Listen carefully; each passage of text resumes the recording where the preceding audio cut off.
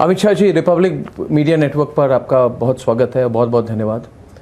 आज सारा दिन मैं आपके साथ ट्रैवल कर रहा था, बहुत कुछ देखा, आपकी रैलीज़ पे गया और एक तरह से समझने का मौका मिला किस तरह का रिस्पांस आ रहा है। तो अमित शाह जी, पहला सवाल ये है कि जो 400 पार की बात चल रही है, इसमें रियलिज्म कितना है और मैथमेटिक्स कितनी है इस बार? देखिए, कुल मिलाकर जिस प्रकार का रिस्पांस नरेंद्र मोदी जी के नेतृत्व को, उनके 10 साल के काम को और आने वाले 25 साल का देश के विकास का एजेंडा जो उन्होंने बनाया है, उसको देश की जनता प्रतिसाद दे रही है। चाहे वो किसी भी एज ग्रुप का व्यक्ति हो, देश के पूर्व, पश्चिम, उत्तर, दक्षिण, नॉर्थ ईस्ट किसी भी हिस्से का व्यक्ति हो या कोई भी जाति संप्रदाय का व्यक्ति हो, सबके मन में ये बात निश्चित हो गई है कि इस देश को अगले 5 साल नरेंद्र मोदी ने ही चलाना चाहिए। क्योंकि इस 10 वर्ष के अंदर देश ने ढेर सारे संकटों का सामना किया, बड़ी स्वस्थता के साथ सामना किया और हर संकट से हम उभर कर बाहर आए। न केवल उभर कर बाहर आए, ज्यादा ताकतवर बनकर बाहर आए। चाहे सीमा पर एग्रेशन हो, चाहे कोविड की महामारी हो, चाहे G20 के सम्मेलन की चैलेंज को 58 सेंटरों पर करने के बाद भी यशस्वी तरीके से पूरी दुनिया में दिल्ली डिक्लेरेशन का स्वागत करना हो, या 10 साल में देश के प्रधानमंत्री को 17 से ज्यादा देश के सर्वोच्च नागरिक सम्मान प्राप्त होने हो, गरीब कल्याण के मोर्चे पर 70 करोड़ गरीबों के जीवन में आशा जगानी हो, उनके जीवन स्तर को उठाना हो, उनको देश की इकोनॉमी के साथ जोड़ना हो, या युवाओं के लिए, विश्व भर के युवाओं के लिए स्पर्धा का एक मंच तैयार कर हमारे युवा को विश्व की स्पर्धा में खड़ा रहने की हिम्मत और बैकग्राउंड दोनों देना हो। हर क्षेत्र के अंदर इस 10 साल में भारी सफलता नरेंद्र मोदी जी के नेतृत्व को मिली है। हमने देश की इंटरनल और एक्सटर्नल दोनों सिक्योरिटीज को सुनिश्चित किया है। ढेर सारी समस्याओं को और हॉटस्पॉट को कूल डाउन, शांत करने में बड़ी सफलता प्राप्त की है और इसके साथ साथ देश की इकोनॉमी को भी 11वें नंबर से 5वें नंबर पर ले आना और तीसरे नंबर पर जाने का लक्ष्य तय करना, ये पूरे देशवासियों को न केवल आकर्षित करता है, मैं कहूँगा सम्मोहित करता है। और ये स्वप्न महान भारत का आज केवल एक नेता, एक पार्टी का स्वप्न नहीं रह गया, 130 करोड़ भारतीयों का स्वप्न बना है। मगर अगर ये सब बातें हैं, और ज़रूर हैं, इस पर कोई दो राय नहीं है, इलेक्शन के समय हिंदू मुस्लिम इश्यूज इतने क्यों आ रहे हैं? आप जहां जा रहे हैं, आप कह रहे हैं देश शरिया से चलेगा क्या? ये सवाल क्यों उठा रहे हैं आप? ये ज़रूरी क्यों है? क्योंकि ये बहुत महत्वपूर्ण है। देश की सबसे पुरानी पार्टी आज अपने इलेक्शन एजेंडा के अंदर इतिहास की घड़ी की सुइयों को उल्टा घुमाने की चेष्टा करती है। जब पूरी दुनिया पंथ निरपेक्षता की बात करती है, ये धर्म के आधार पर कानून लाने की बात करते हैं, क्या अर्णव जी ये मुद्दा आपको नहीं लगता कि देश की जनता को बताना चाहिए? ये चुनाव में मत निर्धारित करने के लिए बड़ा महत्वपूर्ण पक्ष है। कैसे चलेगा ये देश? ये देश शरिया के आधार पर अब नहीं चल सकता, वो जमाने गए।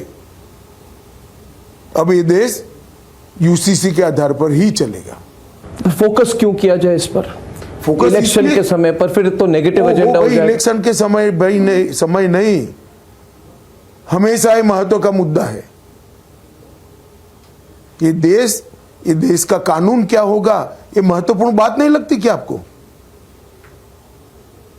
ये बहुत महत्वपूर्ण बात है। फिर तो कल आप कहोगे संविधान की भी क्यों चर्चा होनी है? नहीं, मैं तो चाहता हूं बातें हों, मगर फिर उल्टी साइड से भी उसी तरह की बातें होती हैं। क्या? जैसे तेजस्वी ने जो कहा, जो मैंने आपको पूछा कि तेजस्वी ने कहा, कहते खतरे में हिंदू नहीं है बल्कि प्रधानमंत्री की कुर्सी है।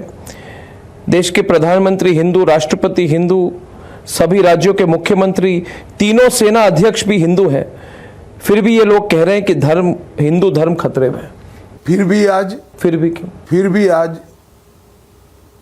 बिहार के एक हिस्से में तेजस्वी बाबू, इनके पिताजी, शुक्रवार की छुट्टी कर गए। क्या जवाब है तेजस्वी के पास कि देश की छुट्टी अलग अलग हिस्सों में अलग अलग होगी क्या? किस प्रकार से देश चलाना चाहते हैं लोग? इसीलिए सवाल उठते हैं। मगर ये सब इश्यूज कांग्रेस पार्टी कहती है डाइवर्जनरी टैक्टिक है, ये जरूरी मुद्दे नहीं है। पाकिस्तान का मुद्दा क्यों उठता है? पाकिस्तान का मुद्दा स्वाभाविक रूप से उठता है जब हमारे देश के चुनाव में पाकिस्तान, पूरा पाकिस्तान लगभग एक मुश्त होकर ये कह रहा है कि राहुल गांधी को चुन लीजिए। हमें कोई आपत्ति नहीं, इनका वोट भी नहीं है, इनकी अपील का कोई प्रतिशत भी नहीं, मगर आपने ऐसा क्या किया कि पूरा पाकिस्तान आपका लट्टू हो गया है? वो तो देश की जनता सोचेगी ना अर्णव जी, जरूर सोचेगी और सोचना भी चाहिए। कांग्रेस पार्टी ने कहा है, और ये बहुत अब आज की खबर है, कांग्रेस पार्टी ने कहा है कि भारतीय जनता पार्टी ने ऐसे उम्मीदवार को सामने क्यों रखा है जिन्होंने अजमाल कसाब के खिलाफ झूठ बोला, जिन्होंने झूठ बोला कि अजमाल कसाब को बिरयानी दी जाती। कांग्रेस पार्टी का मैंने पहले भी एक इंटरव्यू में कहा है कि जिसका बुरा समय आता है प्रभु इसकी सबसे पहले मति हर लेता है। अजमल कसाब को फांसी किसने दिलाई? तो हमारे प्रत्याशी ने दिलाई। अब फांसी दिलाने की बात याद नहीं करते, फांसी दिलाने के लिए जो आर्ग्यूमेंट्स हुए होंगे इसकी बाल की खाल खींच लें। इनको मालूम ही नहीं है देश की जनता क्या चाहती है। उनको लगता तो होगा कोई खेमा तो उनके पॉइंट ऑफ व्यू को एक्सेप्ट करता है। वो 370 को हटाने की बात हो, वो कोई आपकी माइनॉरिटी अपीसमेंट की बात हो, वो कोई कांग्रेस पार्टी कहती है कि मुस्लिम should have the first right on resources, कोई खेमा तो होगा, उनकी कोर कंस्टिट्यूएंसी लगती होगी, शायद वो मुस्लिम वोट को लुभाने की कोशिश करते। तो 2014 से वो लोग वही खेमे को एड्रेस कर रहे हैं और बार बार हार रहे हैं। तब तो फिर आपके हिसाब से तो इस बार का भविष्य उन्होंने ही तय कर लिया है। वो खेमे को जिसको हम अपीसमेंट कहते हैं और आप कह रहे हो एड्रेस कर रहे हैं। खैर शब्दों का चयन का सवाल है, तो करे ना। मगर जिस राज्य में हम अब हैं अमित शाह जी, बंगाल, जहां पे मुस्लिम वोट बैंक 30% से ज्यादा मानी जाती है, तो वहां पे यहाँ हिंदू मुस्लिम से भी ज्यादा सवाल है। यहाँ हिंदू मुसलमान का मुद्दा देश की सुरक्षा के साथ जुड़ गया है। ये बॉर्डर स्टेट है, रोज लाखों लोग घुसपैठ कर आते हैं और प्रशासन वोट बैंक बढ़ाने के लिए लाल जाजम बिछाकर इनका स्वागत कर रही है। वो कहते हैं आप रोकते क्यों नहीं? कर आते हैं, वो सिर्फ बंगाल में नहीं रहते, देश भर में जाते हैं, और बंगाल में भी रहते हैं तो वी आर कंसर्न, हमारे लिए चिंता का विषय है। कौन बम धमाके कर रहा है बंगाल में? कौन चुनावी हिंसा कर रहा है? क्यों सीएए का विरोध हो रहा है? मैं स्पष्ट रूप से कहना चाहता हूं कि ममता बनर्जी जी सीएए का विरोध इसलिए करती है कि वो अपनी माइनॉरिटी वोट बैंक को पक्का करना चाहती है, वरना क्या आपत्ति है इनको हिंदू, बौद्ध, सिख, जैन को नागरिकताएं मिले इसमें? क्या आप कह रहे हैं कि वो एंटी हिंदू है? ना, मैं ऐसा नहीं कह रहा। वो प्रो मुस्लिम है। प्रो मुस्लिम है वो, उन्होंने अपना एक वोट बैंक बनाया, इसको संभालने का प्रयास कर रहा है। नहीं, मगर अगर प्रो मुस्लिम होते तो वो सीए का अपोज क्यों करते हैं? वो चाहते हिंदू नहीं है। सीए का अपोज वो इसलिए कर रहे हैं, उनको लगता है कि उनकी वोट बैंक इससे खुश होगी। वही तो मतलब एंटी हिंदू बनना वो मानते हैं कि प्रो मुस्लिम स्टैंड। उनको ये भी मालूम है कि इनके विरोध का कोई अर्थ नहीं है, क्योंकि हमारे संविधान ने नागरिकता एक 100% केंद्र का सब्जेक्ट है, देश की संसद का विषय है, उसमें राज्यों की दखल चल ही नहीं सकती। मगर इधर रीजनल कार्ड ज़्यादा होता है। इधर कहा जाता है कि अमित शाह जी ने बहुत कोशिश की पिछली बार, मगर बंगाल में सरकार हमारी बनी और इस बार आपके आंकड़े, आपने रिपब्लिक समिट पे आए थे, आपने कहा 25 सीटें मिलेंगी, इस वक्त का आंकड़ा क्या है और उसका आधार क्या? देखिए, हम बंगाल का मिनिमम 25 तो क्रॉस कर ही जाएंगे, हम 30 के ऊपर भी जा सकते हैं। 30 के ऊपर? जी। 3/4, 3/4 आपकी हो सकती है। जी, बंगाल का माहौल बदल चुका है अर्णव जी, बहुत पानी गंगा जमुना में बह गया। बंगाल की जनता उनको पहचान चुकी है। ये एपीसमेंट की पॉलिटिक्स के लिए एक महिला मुख्यमंत्री के नाक के तले संदेश खाली में सैकड़ों माताओं का शोषण होता है, और केवल अपनी वोट बैंक संभालने के लिए उसको अरेस्ट भी नहीं करते हैं। हाईकोर्ट को ऑर्डर करना पड़ता है, हाईकोर्ट को जांच सीबीआई को देनी पड़ती है। किस प्रकार से ये प्रदेश चल सकता है? किसी मंत्री के घर से 51 करोड़ रुपया कैश मिलती है।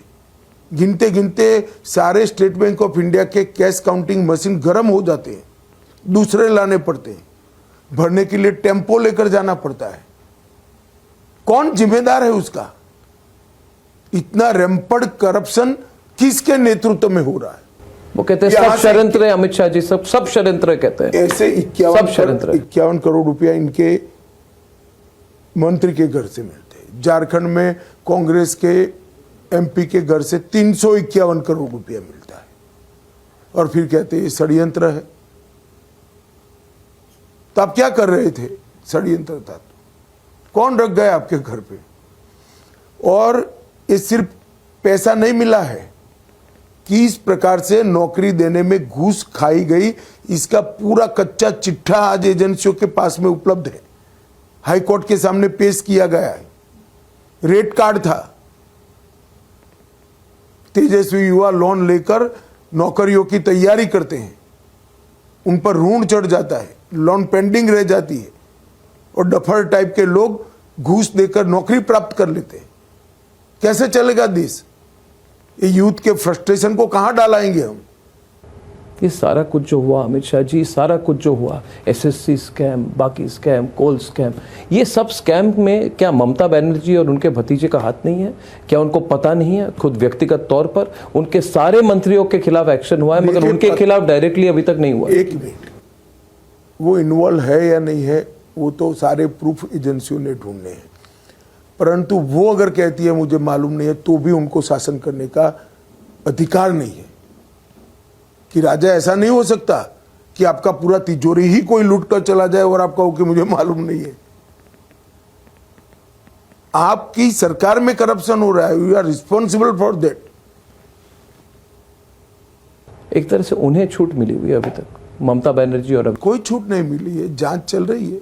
कोई सेंस, अगर इस तरह के किसी को सेंस हो कि अर्णव जी, मैं क्या कंचे खेल रहा हूं को आपके इंटरव्यू में कह दूंगा, और एजेंसी मुझे ब्रीफ नहीं करती भैया। वो एजेंसी तो अपना काम कर सीधी कोर्ट में जाएगी। अमित शाह जी, आपने कहा कि 30 सीटें तक आपको बंगाल में मिल सकते हैं। मैं पहले सवाल पे जाना चाहता हूं, मैथमेटिकली अगर देश को देखा जाए तो फिर ये 300, 330, 340, 350 सीट कहां से आ सकती है? ये कहते हैं सैचुरेटेड हो चुका है कई सारे स्टेट। ऐसा है जी, मुझे पेंटिंग की ज्यादा चित्रकारी की बात नहीं करनी चाहिए, पेंटर कहे वो मान लेना चाहिए। तो आप मेरी बात मानकर चलो, आप 300 में भी ऐसे खुरेज कर 19 में मुझे पूछते थे, हम पहुंच गए 300 पे। अब हम 400 का कह रहे हैं, आप देखना पहुंच जाएंगे। 4 तारीख के दोपहर को फोन करना, आप करते तो हो नहीं, 19 में भी नहीं करा। मैं आपको बताता हूं, देश नरेंद्र मोदी के नेतृत्व में 400 सीट देने के लिए तैयार होकर बैठा है। कहां से निकलेगी वो उस दिन गिन ले। फिर प्रज्वल रेवन्ना का जो केस हुआ, जो एचडी देवेगौड़ा जी के पोते हैं उनके खिलाफ केस हुआ, किस तरह से उन्हें उत्पीड़न किया, उन्होंने टॉर्चर किया, मोलेस्टेशन की, सेक्सुअल असॉल्ट किया कितने औरतों का, क्या इसका असर नहीं पड़ेगा बीजेपी पर, कर्नाटका? नहीं, बिल्कुल पड़ेगा, मगर कांग्रेस पर पड़ेगा। कांग्रेस पर क्यों? इसलिए क्योंकि एक कब का इनके संज्ञान में आ गया था, परंतु वोकली का वोट बैंक का जब तक पोलिंग समाप्त न हो, इन्होंने छिपाए रखा। आप कह रहे हैं उन्होंने छिपाए? निश्चित रूप से छिपाए। कैसे छिपाते? इससे तो उनका वो फायदा होता तालिका वोटिंग होने के 2 दिन बाहर ही ये बात बाहर आती है और तब तक रेवन्ना भाग जाते हैं। आपने कहा उन्होंने इनके साथ मिलकर इनको जाने दिया। मिलकर ऐसा मेरा नहीं कहना, उनकी जानकारी थी, मगर पॉलिटिकल रीजंस के कारण, पॉलिटिकल लॉस गेन के कारण उन्होंने लेट कदम उठाए, सोच समझ के। सोच समझ के। इसका आप पर कोई असर नहीं पड़ेगा? मैं तो कई बार मैंने तो अब मेरी पार्टी ने, मैंने ही मेरी पार्टी का स्टैंड स्पष्ट कर दिया, कठोर से कठोर कार्यवाही होनी चाहिए, किसी को नहीं बख्शना चाहिए, भले हमारे साथी हो। आपकी डॉक्टर्ड वीडियो निकली थी, वो भी तेलंगाना के कांग्रेस के सोशल मीडिया टीम की ओर से उनका रोल था उस पर, और जब तक उसको पकड़ी गई वो बहुत वायरल हो चुका था अमित शाह जी, जहां पे आप कह रहे हैं doctored video, deep fake video में आप कह रहे हैं कि अब ओबीसी कोटा को काट देखिए, फॉर्चुनेटली डॉक्टर्ड वीडियो निकालना और पकड़े जाना दोनों के बीच में पोलिंग नहीं हुई है। जब वीडियो बाहर आई तुरंत मैंने सच्चा मेरा जो भाषण था वो मीडिया के सामने रखा, और पूरे देश के मीडिया ने, इवन रीजनल मीडिया ने भी सच्चा भाषण और डॉक्टर्ड भाषण दोनों जनता के सामने रखे। वो कंप्लीटली एक्सपोज हो चुके हैं और सबको मालूम है कि तेलंगाना कांग्रेस ने किया है।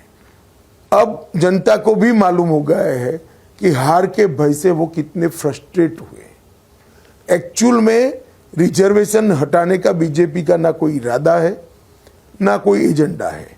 रिजर्वेशन पर किसी ने अगर डाका डाला है तो कांग्रेस ने डाला है। मैं आपको डिटेल समझाना चाहता हूं। कर्नाटक में उन्होंने रिजर्वेशन मुस्लिमों को दिया, रातों रात पिछड़ेपन के किसी सर्वे के बगैर कर्नाटक के सारे मुसलमानों को उन्होंने बैकवर्ड क्लास बना दिया। अब ये जो रिजर्वेशन दिया वो किसका कम हुआ? SC ST OBC का, ST SC OBC का। उसी तरह आंध्र प्रदेश में इन्होंने रिजर्वेशन मुसलमानों को दे दिया, जबकि हमारे संविधान में धर्म के आधार पर आरक्षण का कोई प्रोविजन ही नहीं है, ये गैर संवैधानिक है।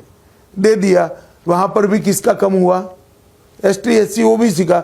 जब एक्सपोज होने लगा तो फ्रस्ट्रेट होकर इन लोगों ने ऐसे फेक वीडियो चलाना शुरू किया है, परंतु फॉर्चुनेटली समय पर बात बाहर आ गई, सत्य लोगों के सामने आ गया और आज वो जवाब देने की स्थिति में। रोहित वेमुला केस पर अभी अभी जो खबर आई है कि तेलंगाना की सरकार ने उसका क्लोजर रिपोर्ट किया है, जिस पर जितने बीजेपी के नेता हैं उनके खिलाफ केस वापस ली गई, केस क्लोज किया गया और उस पर कहा गया कि रोहित वेमुला दलित था ही नहीं। यानी कि जो पूरी दलित प्रोवोकेशन की पॉलिटिक्स हुई है अमित शाह जी, और आज की बात नहीं है, 2016 से जो चल रही है, जब से JNU में टुकड़े टुकड़े गैंग ने काम संभाला था, तो ये इसका असर नहीं हुआ है पिछले 8 सालों में? क्या ये मुद्दा नहीं बनता है चुनाव में? मुझे तो आश्चर्य ये होता है, और पूछना चाहता हूं कि ये मुद्दा क्यों नहीं है, जब आप कह रहे हैं कि मुस्लिम कोटा मुद्दा है, मगर जो SC ST को प्रोवोक पोलराइज करने की कोशिश है, ये एक चुनावी मुद्दा क्यों नहीं बनता? जरूर आपकी चैनल ने बनाना चाहिए, आप बनाइए, मीडिया ने बनाना चाहिए। हमने तो बनाई है। रोहित वेमुला को भी मुद्दा तो आप लोगों ने ही बनाया था। मैंने नहीं बनाया था, हमने तो उल्टा स्टैंड। मैं मीडिया की बात कर रहा हूं, तो इसकी स्पष्टता भी करनी चाहिए। स्पष्टता तो हमने तो उजागर की है, सामने रखी है, मगर ये इलेक्शन मुद्दा क्यों नहीं बनता? नहीं, इलेक्शन मुद्दा इसलिए नहीं बनता, इसको कोई मानता ही नहीं था। उस वक्त भी सब जानते थे, सत्य जो जानते थे वो सारे जानते थे कि वो दलित नहीं थे, मगर उसमें तो पूरी कैंपस में पॉलिटिक्स और प्रोवोकेशन कब हुई? वो तो किया, मगर क्या हुआ? उसके बाद भी चुनाव हार गए। चुनाव तो हारे ही, फिर भी अभी भी तो कह रहे हैं कि कास्ट का एक्सरे करेंगे, एक्सरे करेंगे, कितने लोग कितने पिछड़े हैं। वो कहने की कोशिश ये कर रहे हैं कि मैं ज्यादा सोचता हूं पिछड़ों के लिए, बीजेपी नहीं सोचती। ऐसा है, राहुल गांधी जी को कम से कम मैं तो नहीं समझ पाता, इसलिए मैं निरर्थक प्रयास करने में अपना टाइम वेस्ट नहीं करता। आप समझ पाओ ऐसी आपको आशा है तो आपको जरूर प्रयास करना चाहिए। समझ जाओ इस दिन मुझे बताइएगा, तो मैं भी आपसे कुछ समझूंगा। अब इनकी जो सोच है, मैं उस पर आपकी राय मांग रहा हूं। इनकी सोच है कि देखिए, बीजेपी को 273 की जरूरत है, हमें 273 की जरूरत नहीं है, हमें 80-100 किसी तरह से मिल जाए, उसके बाद anti Modi anti BJP sentiment इतनी जोर पकड़ चुकी है और इतने लोग ये मानते हैं कि अगर मोदी जी तीसरी बार आ जाए तो उनका रहना मुश्किल हो जाएगा, कि सारे पार्टीज हमारे साथ आ जाएंगी, हमें 273 की जरूरत नहीं है, किसी तरह से खिचड़ी सरकार बना सकते हैं। ये उनकी थिंकिंग है, मेरी नहीं, मगर उस पर आप जी मैंने तो इस पर मेरा रिएक्शन दे दिया। हम 400 प्राप्त करने जा रहे हैं, कहाँ 80 कहाँ 100, क्या आएगा? बचेगी 142। अब उसमें से जो होगा वो जिसका हिस्सा ले जाएगा, आप जोड़ते रहो। खिचड़ी सरकार की कोई पॉलिटिक्स कहाँ पर क्या? 400 हमारे पास होने के बाद कौन सी खिचड़ी सरकार बननी है? देश की जनता अब स्थिर सरकार चाहती है, अड़िग नेतृत्व चाहती है और संवेदनशील नेतृत्व चाहती है। ये तीन में से कुछ वो नहीं दे सकते। आप इतने बड़े पत्रकार हो, हर पार्टी के नेताओं का इंटरव्यू, उनको जरा अपने नेता का नाम तो पूछिए। इनके एक नेता ने बता दिया हम बारी बारी एक एक साल बनेंगे। ये परचूरन की दुकान है क्या देश? ऐसे देश नहीं चलता भाई। इस देश को एक अनुभवी, मंझाउआ, संवेदनशील और अड़िग नेतृत्व चाहिए, जो आज के राजनीतिक परिदृश्य में तो नरेंद्र मोदी जी ही दिखाई पड़ते हैं। इसका और कोई ऑप्शन नहीं है। अमित शाह जी, अगर अरविंद केजरीवाल को इंटरिम बेल मिल जाए, अगर मिले, तो क्या आप लोग लगता है सिंपैथी फैक्टर बढ़ जाएगी? अभी केस का जजमेंट तो आने दीजिए। आप क्यों जज साहब बन जाते हैं? उन्होंने सिर्फ एक सवाल पूछा। हाँ, उन्होंने एक ओपन सवाल रखा कि हम देते हैं तो आपका क्या मत है? We don't want anyone to be surprised. एजेंसियों के लॉयर इसका जवाब देंगे जब उनका क्या जमीनी मुद्दा है ये? आप जाते हैं, आप लोगों से मिलते हैं, ईडी सीबीआई की मिसयूज की जो बात होती है, क्या ये जमीनी मुद्दा है? देखिए, जमीनी मुद्दा तो ये है कि जो पार्टी करप्शन की विरोध कर कर पावर में आई थी, उन्होंने बंगला ऐसा बनाया जो 3 बंगले तोड़कर बनाया, करोड़ों रुपया ज्यादा खर्च करा। एडवर्टाइज का बजट उनका सुप्रीम कोर्ट ऑफ इंडिया ने कर्टेल करना पड़ा। शराब की गंगा बहाने के लिए दिल्ली में पूरा पॉलिसी चेंज किया। पकड़े गए, जेल में गए। जेल में जाने के बाद भी ये भारत में पहला है जो इस्तीफा नहीं देते। कहते हैं लीगली ये जरूरी नहीं है। लीगली इसलिए जरूरी नहीं है कि हमारे संविधान निर्माताओं ने कभी ऐसा नहीं सोचा था कि कोई निर्लज्ज व्यक्ति, इतना निर्लज्ज व्यक्ति पावर में आ जाएगा जो जेल में जाने के बावजूद भी इस्तीफा नहीं देगा मॉरल ग्राउंड पर। इसलिए इसका कोई समाधान संविधान लिखते वक्त हमारे संविधान निर्माताओं ने नहीं रखा है। तो ऐसे सिचुएशन में क्या किया जाए? कुछ नहीं का, जनता तय। मुख्यमंत्री तिहाड़ जेल से चला है अब अभी तो अनगिनत दिनों के लिए, अभी तो चला ही रहे। लॉन्ग टर्म सॉल्यूशन तो नहीं है। निकलेगा, समय ही निकालेगा, जनता निकालेगी। आप नहीं निकालेंगे कुछ? हर चीज हम नहीं कर सकते भाई। इस देश में अदालतें भी है, लोकतंत्र है, लोग हैं, मतदाता हैं, वो सारी चीजें देखते हैं।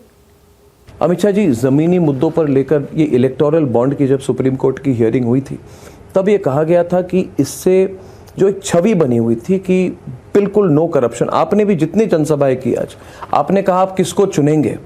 क्या आप उनको चुनेंगे जिन्होंने इतने 1000 करोड़ रुपए का स्कैम किया, और ऐसे व्यक्ति को चुनेंगे नरेंद्र मोदी जिसके खिलाफ 25 पैसे की भी कोई आरोप नहीं है?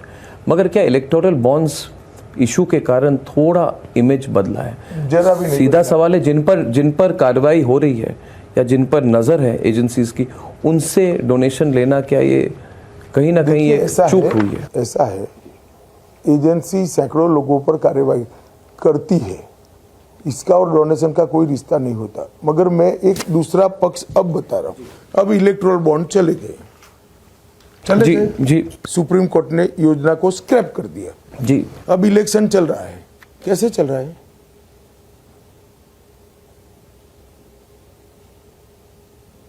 आप जानेंगे, मैं तो इलेक्शन नहीं लड़ रहा। नहीं, अब पूरी दुनिया जानती है कैसे चल रहा है। कैश से चल रहा है। तो ये ठीक है क्या? चल रहा है क्या? चल ही रहा है, अभी इलेक्शन तो चल ही रहा है। इलेक्शन चल ही रहा है। सारी पार्टियां कैश में डोनेशन लेती है।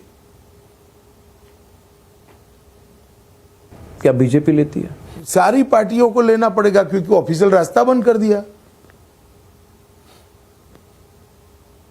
पहले भी लेते थे, बॉन्ड के पहले भी। बॉन्ड के आने के बाद 93% कैश की डोनेशन कम हो गई थी, 93% सारा बॉन्ड से आता था। कम से कम बैलेंस शीट में तो शो होता था, जो बॉन्ड देता था उसको बताना पड़ता था कि मैं इलेक्टोरल बॉन्ड इतने रुपए का दिया हूं, और जो पार्टी लेती थी उसको बताना पड़ता था कि हमने इतने रुपए का बॉन्ड लिया है। सिर्फ किसने कितना दिया वो वेंडेटा की पॉलिटिक्स के कारण एक्सपोज नहीं करना होता था। अगर किसी ने कांग्रेस पार्टी को दिया तो बीजेपी का जहां शासन है वहां वो डोनेशन देने वालों को तकलीफ आएगी, और बीजेपी कांग्रेस को दिया तो बीजेपी के शासन में तकलीफ आएगी। ऐसा भय डोनेशन देने वालों को था, इसलिए एक ये व्यवस्था करी थी। अब सुप्रीम कोर्ट ने स्क्रैप कर दी। मुझे लगता है कहीं ना कहीं कभी ना कभी सुप्रीम कोर्ट को इस पर पुनर्विचार करना पड़ेगा। कैसे करेगी अभी बॉन्ड पर कैसे करा? ऐसे ही कोई जाएगा कि तो सारा कैश में होगा, बैलेंस शीटें देखिए,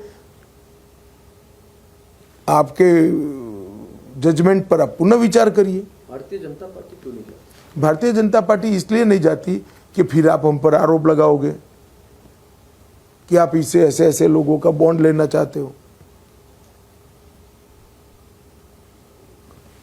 और मेरा अलग कहना है कि अनुपात में देखें तो सबसे कम डोनेशन भारतीय जनता पार्टी को मिला है। ये आप कैसे कह सकते हैं? जैसे हमारे 300 सांसद थे और कांग्रेस पार्टी के 40 थे। वैसे तो तृणमूल को भी ज्यादा मिला। एक मिनट, 40 थे। कांग्रेस को 1600 करोड़ रुपया मिला, हमें 6000 करोड़ रुपया मिला। हमारे 300 है। आप अनुपात में देखिए तो कांग्रेस को 9000 करोड़ रुपया। मैं आपकी बात समझ गया, मगर आपने मेरे सवाल का जवाब नहीं दिया। मेरा था कि कॉन्फ्लिक्ट ऑफ इंटरेस्ट है क्या, जब किसी कंपनी पर इन्वेस्टिगेशन हो रही है तब उनसे पैसा लेना? ऐसा है अर्णव जी कि इन्वेस्टिगेशन और डोनेशन को आप मिक्सअप मत करिए। इन्वेस्टिगेशन एक रूटीन अफेयर है। इतनी सारी एजेंसियां, कभी ना कभी कोई ना कोई कंपनी का कोई ना कोई इन्वेस्टिगेशन चलता ही रहेगा। कांग्रेस पार्टी तो कह रही है हमारे पैसे ही नहीं। उनका कैंडिडेट भी वहां से उड़ीसा से कहीं से, उनके कैंडिडेट ने भी चिट्ठी लिख दी पूरी से, जो संबित पात्रा के खिलाफ कैंडिडेट है। उन्होंने कहा कि मेरे पास पैसे ही नहीं है। इंप्रेशन ऐसा जा रहा है कि आपने कांग्रेस पार्टी के अकाउंट्स को फ्रीज कर दिया, उनके पैसे ही नहीं है। उनकी हालत खराब है। सूरत में उनके कैंडिडेट कहीं पे मिस्टीरियसली डिसअपियर कर जाते हैं, यू कांट फाइंड हिम। तो ये मैं एक छोटी सी बात पूछना चाहता हूँ। कांग्रेस के प्रत्याशी जी 2 चरण में चुनाव लड़ लिए। इन्होंने कितना खर्चा किया है? एक बार तो ऑन साइट होता है, लेकर कल शो कीजिए कि पूरा अकाउंट फ्रीज हो गया तो इतना पैसा कहां से आया? क्या रो रहे हैं? हर रोज राहुल, प्रियंका खड़गे जी प्रेस कॉन्फ्रेंस करते हैं, हेलीकॉप्टर में घूमते हैं। कहां से घूमते हैं?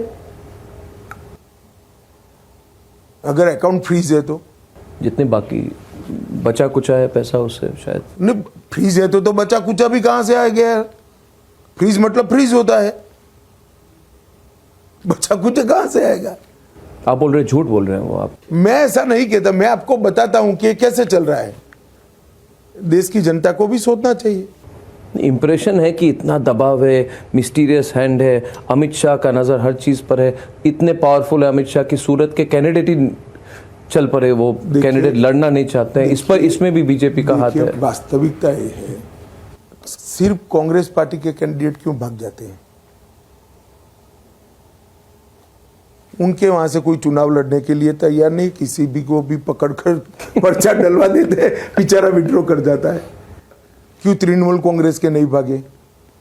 क्यों डीएमके के नहीं भागे? ये सब भी तो हमारे खिलाफ है।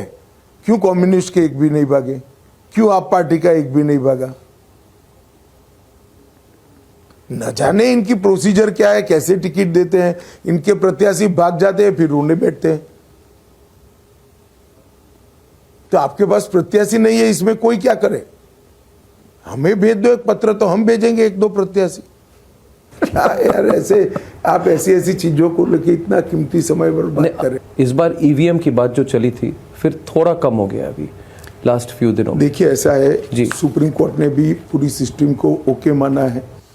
और अर्णव जी, मैं कांग्रेस पार्टी के मित्रों को और इंडिया अलायंस वालों को पूछना चाहता हूं कि जब आप जीत जाते हो तब क्या होता है। अभी अभी तेलंगाना में उनकी सरकार बनी तो ईवीएम खराब है तो सरकार कैसे बनी? ममता दीदी कैसे मुख्यमंत्री है? स्टालिन कैसे मुख्यमंत्री है? हिमाचल में उनका कैसे मुख्यमंत्री है? या तो राहुल जी घोषणा करे कि ईवीएम से चुनाव होता है इसलिए वायनाड से जीतने के बाद भी मैं शपथ नहीं लूंगा, अगर जीतने वाले हैं तो। जब आप जीत जाते हो तब ईवीएम अच्छा है, और हारने का भय होता है तो एडवांस में ही आरोप लगाना शुरू कर दे तो इससे ही नतीजे तय है कि वो हारने वाले हैं। इस बार तो भय की बात हर जगह हो रही है, मतलब कि जो पाकिस्तान से ये सवाल उठता है, और एक सवाल आप पर भी उठता है, सरकार पे भी, कि इलेक्शन के माहौल पर नरेंद्र मोदी जी, अमित शाह जी क्यों कहते हैं कि घर में घुसकर मारने की बात। और उसके साथ इस बार कनाडा ने निज्जर के केस पर 3 लोगों को पकड़ा है जो इंडियन ओरिजिन के लोग हैं। पाकिस्तान में भी लोग मारे जा रहे हैं जो आतंकवादी हैं, उस पर भी कहा जा रहा है कि घर में घुसकर बात नहीं। मेरा तो आप पर एक गंभीर सवाल मेरे मन में खड़ा होता है। आप देश की सुरक्षा को इलेक्शन का इश्यू नहीं मानते हैं? क्या है इलेक्शन के इश्यू, क्या होने चाहिए? कौन व्याख्या करेगा? देश की सुरक्षा इलेक्शन का इश्यू नहीं हो सकता। कितना लचर कर रखा था 10 साल तक। नरेंद्र मोदी जी ने आकर उसको चौक चौबंद किया है। सर्जिकल स्ट्राइक और एयर स्ट्राइक करने के लिए मादा चाहिए, हिम्मत चाहिए। 70 साल में किसी ने नहीं करी। इश्यू नहीं है इलेक्शन का। क्या जरूर इश्यू है, तो इसलिए उठा रहे भले आदमी, क्यों पूछ। मैंने तो देखा रैली में जब आपने 370 की बात उठाई तेलंगाना में, मैंने रिस्पांस तो देखा, क्राउड से बहुत अच्छा रिस्पांस था। मेरा सवाल यह है कि ये इश्यूज तो होनी चाहिए, मगर ये कांग्रेस पार्टी ये भी कह रही कि 370 हम वापस ले आएंगे। वापस ले आएंगे तो वो आएंगे तो वापस लाएंगे। अब देश की जनता को तय करना है कि क्या करना है। देखिए अर्णव जी, 10 साल में नरेंद्र मोदी जी ने इस देश के गरीब के लिए, किसान के लिए, महिला के लिए, युवा के लिए ढेर सारी चीजें कर चारों क्षेत्र को एक बदहाल स्थिति में से बाहर लाने का प्रयास किया है। गांव हो, शहर हो, सागर किनारा हो, रेगिस्तान हो, जंगल हो या पहाड़ हो, हर क्षेत्र में डेवलपमेंट को पहुंचाया है। देश की सुरक्षा सुनिश्चित की है, देश को समृद्ध बनाया है। देश की नई शिक्षा नीति लाकर अगले 25 साल तक का शिक्षा का खाका खींचने का काम किया है। देश की स्वास्थ्य की स्थिति में और सुविधाओं में, दोनों में आमूल चूर परिवर्तन किया है। देश की इकोनॉमी को पटरी पर चढ़ाने का काम किया है। नरेंद्र मोदी जी के पास 10 साल का अपना हिसाब किताब भी है और 25 साल का एजेंडा भी है। देश की जनता तय कर बैठी है कि आने वाले चुनाव में जिस चरण में जो भी मतदाता होंगे वो एक मुश्त नरेंद्र मोदी और उनके साथियों पर अपना वोट देने वाले हैं। और हम 400 पार कर मोदी जी फिर से तीसरी बार प्रधानमंत्री। एक सवाल बाकी रहा, अमित शाह जी, पिछले आम चुनाव के 60 दिन बाद ही अगस्त के 19 को आपने जब 370 को हटा दिया, आपने जब स्पीच दी पार्लियामेंट में, तो एक बहुत बड़ा मुद्दा जो था एक दिन में वो सुलझ गया, राम मंदिर भी बन गई। सवाल ये है, और मेरा सवाल नहीं है, पूछता है सारा भारत अमित शाह जी आपसे, कि यूनिफॉर्म सिविल कोड, क्या आप ये पहले 100 दिन में ये प्रोग्राम बन सकता है कि यूनिफॉर्म सिविल कोड को हटाया जाए? इस तरह के प्रोग्राम में ऐसे दिन तय नहीं हो सकते, मगर ना आपका टाइटल बन सकता है। यूसीसी भारतीय जनता पार्टी का संकल्प है। हम ये देश में, पूरे देश में यूसीसी लाने का प्रयास करेंगे और ये निश्चित रूप से होने वाला है। इस कार्यकाल में, तीसरे कार्यकाल में 100% तीसरे कार्यकाल में, राष्ट्रीय स्तर पर, राज्य स्तर पर नहीं। आप राष्ट्रीय राज्य छोड़ दीजिए, पूरे देश में यूसीसी लागू होगा। और एक सवाल, क्या कई पार्टीज हैं, बीजेडी है, जिनके साथ आपका अलायंस नहीं है मगर फ्रेंडली रिलेशनशिप है, एआईडीएम के साथ अलायंस नहीं है, फ्रेंडली रिलेशनशिप है, जगन जी के साथ भी आपकी अलायंस नहीं है, आपकी अलायंस नायडू जी के साथ है मगर आपकी फ्रेंडली रिलेशनशिप है। माना जा रहा है पॉलिटिकल सर्कल्स में कि इस बार एक सुपर एनडीए बन सकता है। अब चुनाव के नतीजे आ जाने दीजिए, बाद में चर्चा भी होगा, बहस भी होगी और फैसले भी होंगे। अमित शाह जी, हमारे साथ बातचीत करने के लिए बहुत बहुत धन्यवाद। और 6 तारीख के बाद मैं चाहूँगा कि पहला इंटरव्यू इस बार आपसे हमारी रिपब्लिक टीम की। नमस्कार। नमस्कार, नमस्कार अमित शाह जी।